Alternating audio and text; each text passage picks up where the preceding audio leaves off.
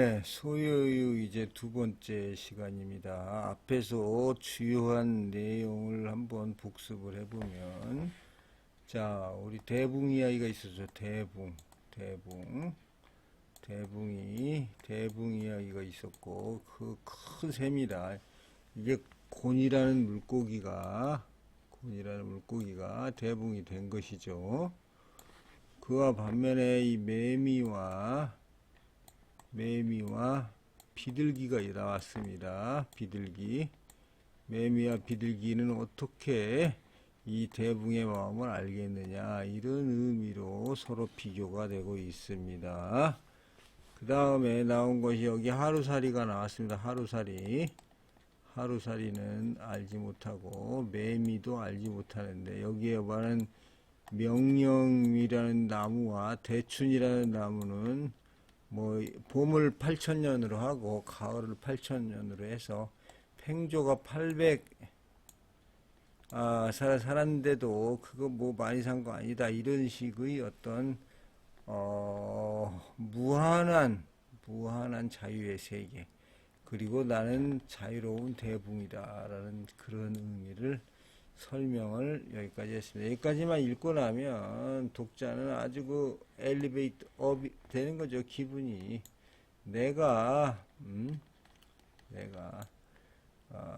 아무리 여기에서 육아나 이런 사람들이 현실에서 뭐라 그래도 나는 이런 도가의 어떤 이런 것을 알고 있다라는 것에서 송용자를 시켜서 빙글에 웃게 만들고 있는 것이 이 소요유편 전편입니다.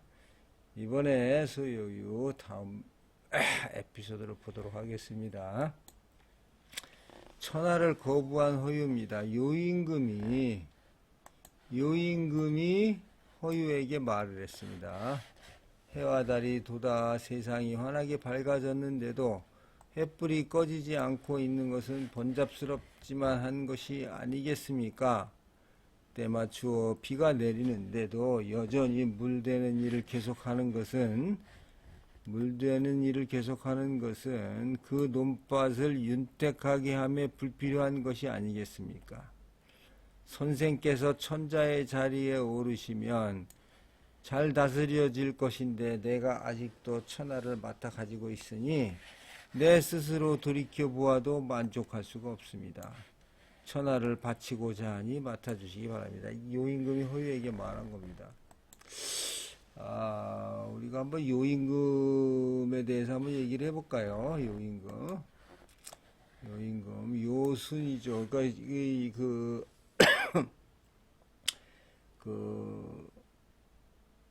이 중국의 선사시대는 이제 사망입니다.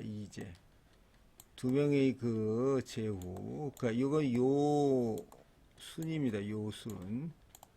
사망이죠. 사망은 뭐냐면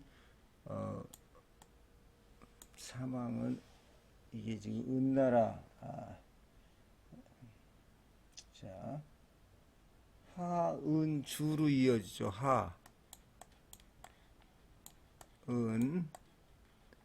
주로 이어져서 하나라의 우왕입니다.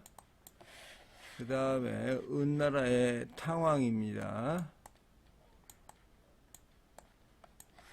주나라의 문왕무왕이죠. 문왕무왕 이렇게 되어 있습니다. 그래서 이게 이제 사망이다, 이렇게 여기까지 이렇게 얘기를 하고 있는 거죠. 이 요임금, 순임금이라고 하죠. 요임금은 이제 자기가 이제 그 순임금을 이 민가에서 발탁을 했죠. 그래서 3년 동안 섭정을 했다. 하다가 잘하니까 순임금한테 양의를 하고 자기는 한 30년 더 살다가 죽었다, 이런 식의 얘기입니다. 그러니까 그러고 나서 하은주, 그러니까 우리가 우왕은 뭐 황하의 물기를 잡았다라고 해서 유명해지는 거죠. 그래서 이게 요임금이 순임금한테 이게 물려준 거, 요것은 본인이 물려준 것이 아니고 이것은 하늘이 물려준 것이다 이렇게 얘기를 하고 있죠. 그래서 여기 이 맹자에 그런 얘기가 있어요. 맹자에 맹자에 보면 만장편에 이것은 하늘이 이 요임금에서 수임금으로 이게 양이한 것은 하늘이 주고 이 백성이 준 것이다. 백성이 준 것이다. 네? 하늘이 주고 인간이 준 것이다. 이렇게 아주 그 가장 모범적인 사례로 아주 민본 사상에 입각해서 아주 독특한 해석을 하고 있는 것입니다. 이게 장자의 만장편에 나와 있습니다.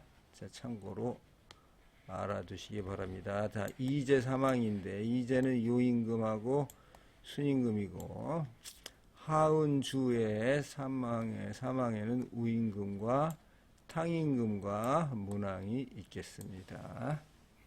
자, 계속 나가보도록 하겠습니다. 다시 한번 요임금이 해와 달이 돋아 세상이 환하게 밝아졌는데도 횃불이 꺼지지 않고 있는 것은 번잡스럽기만 한 것이 아니겠습니까? 때맞추어 비가 내리는데도 여전히 물대는 일을 계속하는 것은 그 논밭을 윤택하게 함에 불필요한 것이 아니겠습니까? 선생께서 천자의 자리에 오르시면 잘 다스려질 터인데 내가 아직도 천하를 맡아 가지고 있으니 내 스스로 돌이켜보아도 만족할 수가 없습니다. 천하를 바치고자 하니 맡아주시기 바랍니다. 자, 허유가 말했습니다. 요임금, 그대가 천하를 다스려 천하가 잘 다스려지고 있는데 그런데도 내가 오히려 그대를 대신한다면 나더러 장차 명예를 구하라는 것이요? 명예라고 하는 것은 실질의 손님이니 그러면 손님이 되라는 것인가요? 자, 보겠습니다. 명예는 실질의 손님이다. 손님이 이게 나는 지금 잘하고 있잖아요. 그 요임금이 잘하고 있는데 나보고 해서 하라면 나는 그냥 뭡니까? 명예만 얻으라는 것밖에 더 잘할 수가 없다는 뜻이죠. 이게. 그래서 명예를 얻으라는 것인가.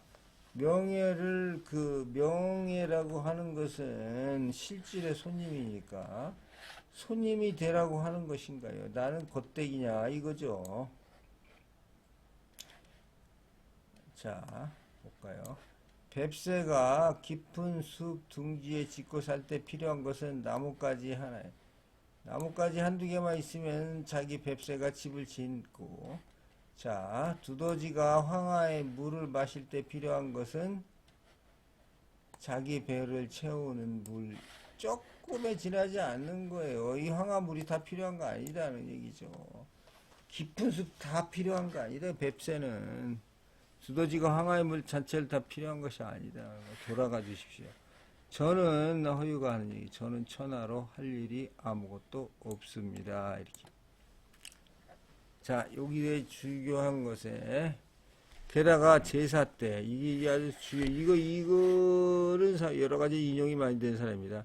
제사 때 주방장이 음식을 잘못 만든다고 해서 축사하는 사람이 술단지나 제사상을 넘어 주방장 일을 대신하지 않는 법입니다. 주방이 일을 잘못 만든다고 해서 축사하는 사람이, 그러니까 이게 뭡니까? 이게 지금 요임금은 주방장이고 자기는 축사하는 사람이라, 이게 뭐 대단한 그 장자의 아주 이 통찰력이랄까 비유력이죠. 이거 자체가 허유가 요임금 완전히 짓밟는 그런 비유가 되는 것입니다. 제사 때 주방장이 음식을 잘못 만든다고 해서 요임금이 음식을 잘못 만든다고 해서 내가 허유가 주방장 일을 대신하지 않는 법이니까 돌아가시오 하는 얘기 아닙니까 지금. 자, 이게 아주 그냥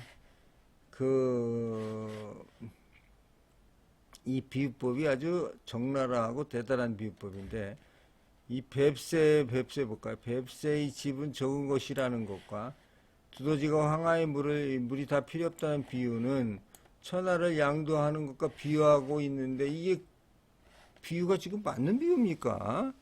비유가 맞지도 않는 비유를 그냥 여기다가 그냥 집어넣어 가지고 사람들을 이제 거의 뭐랄까요?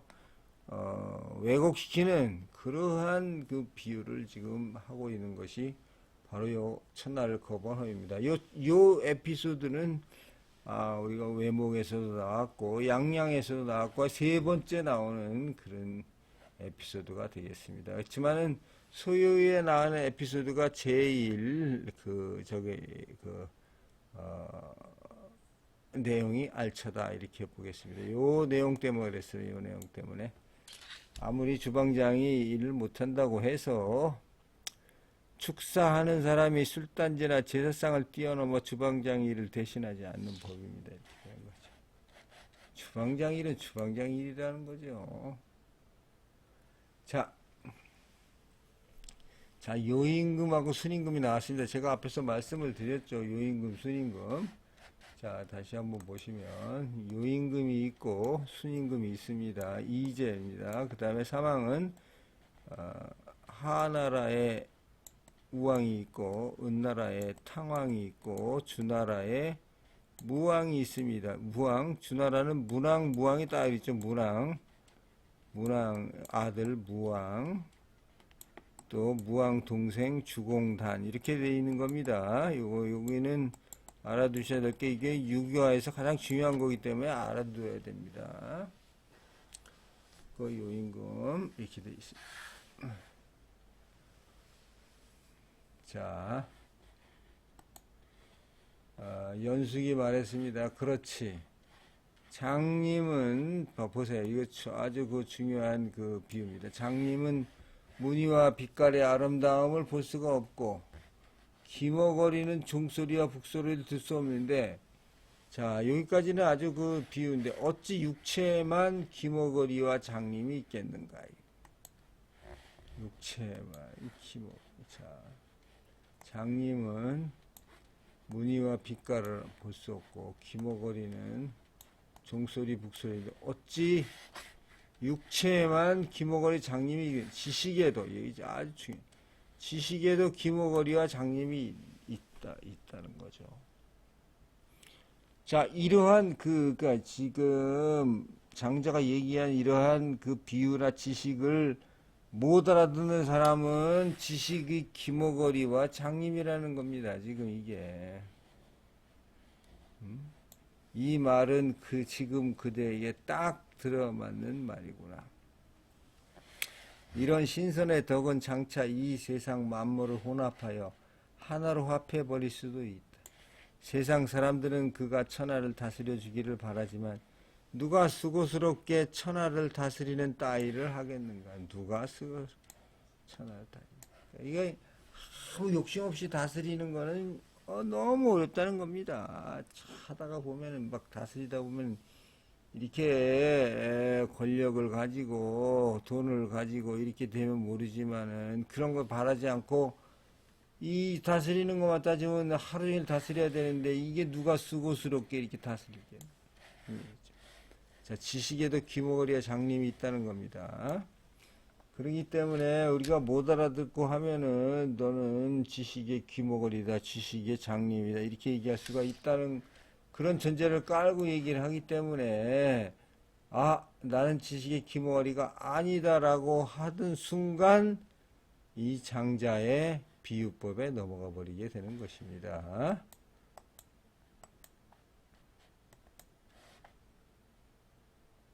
자, 신인은 그 무엇에 의해서도 손상되지 아니하니 큰 홍수가 나서 하늘에까지 닿을 지경이 되어도 물에 빠지지 아니하고 크게 감으로 산이 타버리더라도 불에 타지 아니한다. 이 신인은 자기 몸에 발톱에 낀 때 정도를 가지고서도 요임금이나 순임금 따위를 빚어낼 수 있다. 그러니 누가 천하 일 따위 기꺼이 일삼으려 하겠는가. 결국 봐서 이 신인이 대단한 거라는 거죠. 이게 지금 이 도가의 신인은 창조주다는 얘기죠. 자기 발톱의 때 정도 가지고도 요임금, 순임금을 빚어낼 수가 있을 정도가 된다니 이게 대단한 겁니다. 이걸 못 알아듣는다 그러면 지식에 있어서 귀머리나 장님이 된다고 경고를 했거든요. 그러니까 이걸 믿을 수밖에 없는 거죠. 자, 그리고 또 예를 들어 유명한 예가 되겠습니다. 모자 장사 예입니다. 송나라 사람이 모자를 장사미천으로 장만하여 월나라를 갔습니다. 근데 월나라 사람들이 머리를 짧게 깎고 몸에 문신을 하고 있어서 모자를 필요로 하지 않았습니다. 요임금은 천하의 자, 여기까지죠. 여기까지. 그러니까 잘못된 거죠. 이게 모자를 장사미천으로 장만해서 월나라로 갔는데 머리를 짧게 깎고 월나라 사람들이 필요가 없는데 그거 가지고 간 거죠. 요거를 가지고 그 다음 비웁니다. 요임금은 천하의 민중을 다스려 정치를 평정하였지만 막고야 산으로 가서 이거 봐요. 이거 봐요. 이 요임금이 그 천하 정리한 것은 송나라 사람이 모자를 장사미천으로 장만하여 했다는 거죠. 그 다음에 막고야 산으로 가서 네 명의 신인을 만나보고서 분수에 북쪽에 와서 그만 멍하게 어리빠져 자기가 다스리는 천하를 잃어버리고 말았다는 겁니다. 그러니까 마찬가지 송나라 사람이 장사미천을 가지고 잘했다고 해서 자기가 모자 장사를 잘했다고 해서 그걸 가지고 월나라로 갔더니 월나라에서는 못 쓴다는 거죠. 그러니까 지금 요임금이 자기가 천하를 잘 살았을 때 막고야 산으로 가서 신인을 만나보고 나서는 어리 빠져서 자기가 다스리는 천하를 잊어버리고 말았다. 이런 뜻이 되겠습니다. 보시다시피 장자는 우원과 중원, 치원을 적절하게 사용하고 있습니다. 요임금 그리고 순임금, 신이 등장하는데 이런 그 환상적인 이야기가 중간중간에 어떤 진실된 이야기 속에 삽입되면 강력한 무기로 둔갑을 해서 독자에게 와서 독자에게 아주 큰 뭐라 그럴까요? 그 자국을 남기게 되는 것입니다. 자, 그 다음에 큰 조롱박과 손이 트지 않은 약입니다. 두 가지 얘기 같이 조롱박 이야기하고 손 트지 않는 약입니다. 예시가 장자에게 말했습니다. 위나라 왕이 나에게 큰 박씨를 주기에 내가 그것을 심어 열매가 달렸는데 그 열매는 쌀 수십 가마가 정도가 될 때 큰 박씨, 쌀 수십 가마가 정도가 될 큰 정도면 도대체 어느 정도인가요? 엄청나게 크다는 얘기죠.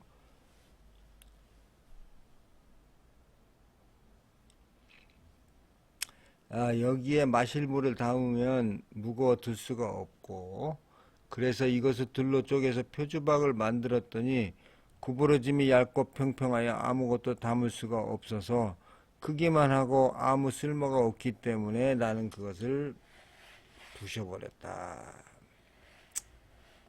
이거 부셔버렸다. 큰 거예요. 쌀 수십 가마가 될 정도의 그 박이니까 이걸 대단한 박인데 이거를 갖다가 부셔버렸다는 얘기입니다. 장자가 말하였습니다. 선생은 큰 것을 쓰는 것을 모른다. 이거 예를 드는 거죠. 이 큰 것을 쓰는 건 뭐예요? 송나라 사람 중에 손이 트지 않는 약을 만드는 사람이 있어서 대대로 세탁일을 가업으로 삼고 있었습니다. 어느 날 나그네가 이 이야기를 듣고 그 비방을 백금을 주겠다고 사겠다고 하자 그는 친족을 모아 상의하여 말하기를 우리는 대대로 세탁일을 하고 있었지만 그 수입이 몇 금에 지나지 않는데 이제 하루아침에 그 기술을 백금에 팔게 되었으니 주어버리자고 주었습니다. 자, 세탁 그 손뜨지 않는 비법을 이제 구했죠. 구해가지고 나그네는 그 비방을 얻어 오나라 왕을 설득했습니다. 월나라와 전쟁이 일어나자 오왕은 그 나그네를 장수로 삼아서 겨울에 월나라와 수중전을 펼쳐 월나라를 대패시켰습니다. 왜냐하면 손트지 않는 방법이 있으니까. 그죠? 그리하여 오나라 왕이 땅을 주고 그를 영주로 봉하였습니다. 손을 트지 않는 비방은 하나지만, 손 트지 않는 비방은 하나지만, 어떤 사람은 그것으로 영주가 되고, 어떤 사람은 그것으로 세탁업을 면치 못하고 있으니, 이것은 비방의 쓰임새를 몰랐기 때문인 것이죠. 자, 그러니까 이 손 트지 않는 그걸 가지고, 어떤 사람은 세탁업을 하고 있고, 어떤 사람은 지역의 영주가 된다.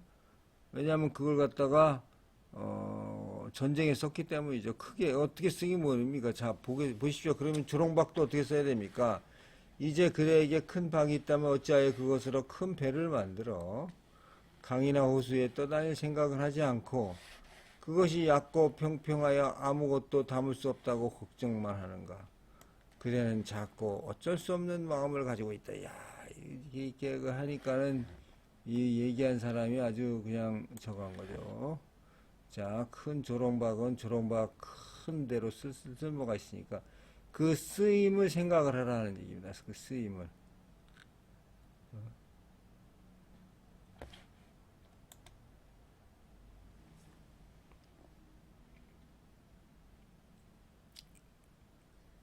어떤 사람들의 생각을 어떻게 유지해 나갈 것인가 하는 그러한 점이 되겠습니다. 자, 가죽나무 얘기입니다. 가죽나무 얘기입니다. 자, 해자가 장자에게 말했습니다. 나에게 큰 나무가 있는데 사람들은 그것을 가죽나무라고 합니다. 나무 줄기는 울퉁불퉁하여 직선을 그릴 수가 없고 가지는 비비 꼬이고 구부러져 동그라미나 네모꼴을 그릴 수가 없습니다. 이 나무가 길 옆에 있기는 하지만 목수들은 쳐다보지도 않죠. 왜냐하면 그거 아무 쓸모가 없는 나무니까. 목수 입장에 쓸모가 없는 나무죠. 그대의 말이 크기만 하고 쓸모가 없는 것이라서 모든 사람들이 버리고 떠나는 것이다. 장자가 이에 대해 말했습니다. 자, 살쾡이를 보자. 몸을 바싹 낮추고 엎드려서 나와 노는 작은 짐승들을 노리고 또 먹이를 찾아 동서로 이리저리 뛰면서 높고 낮은 데를 가리지 않는다. 그러다가 덫에 걸리기도 하고 그물에 걸려 죽기도 한다. 자, 살쾡이는 이렇다는 얘기예요. 살쾡이는 몸을 바싹 낮추고 엎드려서 하다가 뭐 돌아다니는 얘기. 코뿔소 얘기입니다. 코뿔소는 그 크기가 하늘을 들이운 구름과 같으며 이 소는 크기는 하지만 쥐 한 마리도 잡을 수가 없습니다.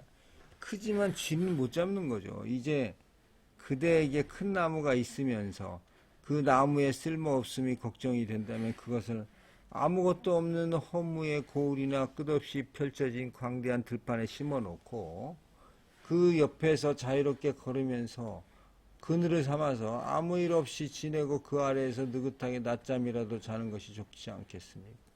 이 나무는 도끼에 잘릴 염려도 없고 아무도 해칠 자가 없는 것이니 세속적인 쓸모가 없긴 하지만 괴롭게 여길 것이 하나도 없다. 이런 얘기를 하고 있습니다. 참고로 이 가죽나무는 이런 나무라고 얘기를 하기도 합니다. 이렇게 나무를 심었는데 나무를 심어서 이제 나무가 뭐 잎사귀가 이렇게 나지 않겠습니까? 이렇게 나는데 이 가지들이 계속 뻗어 나와 가지고 이렇게 뻗어 나오는 모양입니다. 이렇게 꾸불꾸불하게. 그래서 다시금 또 뿌리를 내리고 다시금 뿌리를 내리고 이게 또 다시 여기서 뿌리를 내리고 이렇게 해서 서서히 이게 옆으로 퍼져나가 가지고 수십 명의 그늘을 만들어 줄 수 있는 그런 나무가 되는 것이다. 이렇게 얘기를 하고 있는 학자가 있습니다. 이 나무는 부처님이 깨우친 그런 나무의 일종이다. 이렇게 얘기하는 사람도 있습니다.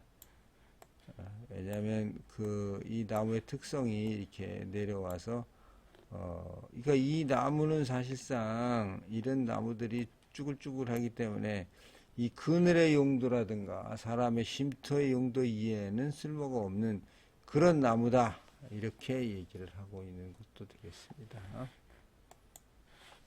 자, 그 쓸모없는 가죽나무에 대한 얘기가 되겠습니다.